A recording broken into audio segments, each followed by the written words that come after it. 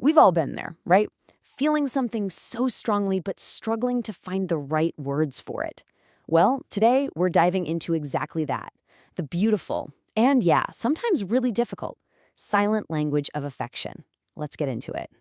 Okay, so let's kick things off with a word that just perfectly sets the mood. Canoodle.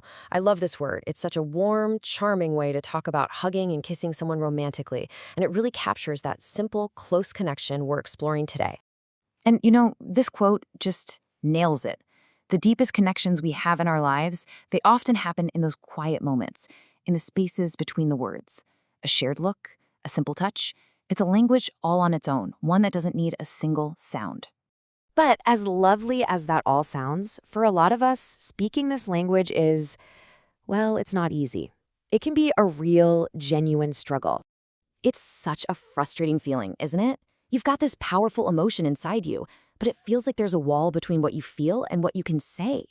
So, what does that internal battle actually look like?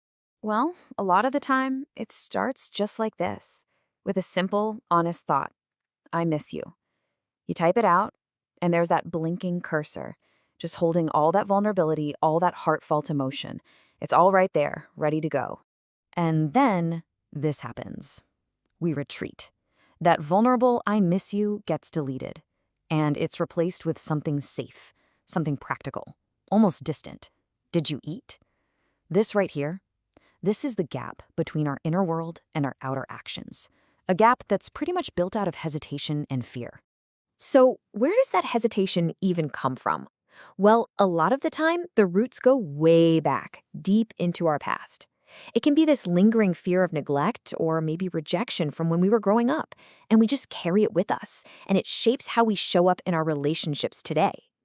And that fear, the one that's maybe supposed to protect us, it can start to feel less like a shield and more like this incredibly heavy weight. It feels like a personal failing, something you just can't shake, almost like a curse that's holding you back. So, how do you move past something like that? The way forward, it turns out, wasn't about forcing affection or just trying harder. The real breakthrough actually came from a completely different and pretty unexpected part of life. The whole journey really started with these practical external actions. First up, gaining financial independence, getting a job. Then just cleaning up life's little messes, getting organized. Now, these things might seem small, but by taking control of the physical world, something really powerful started to shift on the inside. And this was the absolute turning point. As more control was gained over the outside world, this internal foundation of self-worth started to build up.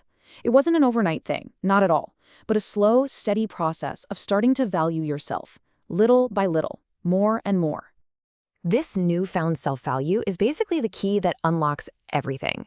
It's that internal strength that gives you the courage to finally connect with people more openly, more honestly. So it all kind of boils down to this simple but incredibly powerful formula. When you build a life where you feel independent and you feel in control, that's the source code for genuine confidence. The kind of confidence that lets you finally say what you really mean. And look at this, it just perfectly shows the whole transformation. You're moving from a life that's run by a fear of rejection to one that's built on real confidence in yourself. From being, quote, protected by fear to actually being courageous in life. And from feeling cursed by your past to feeling like you're in control of your own future. So all of this brings us to a really hopeful place, focusing on what this newfound confidence really makes possible. It's all about building a future that is truly 100% your own. I mean, what a powerful statement. This is a declaration of independence.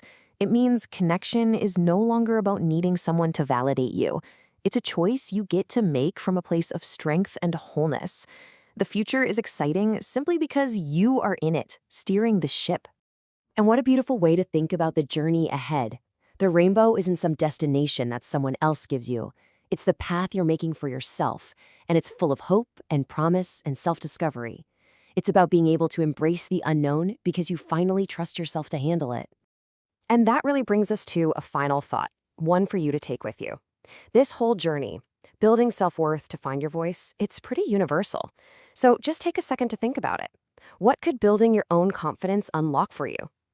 What's waiting at the end of your rainbow?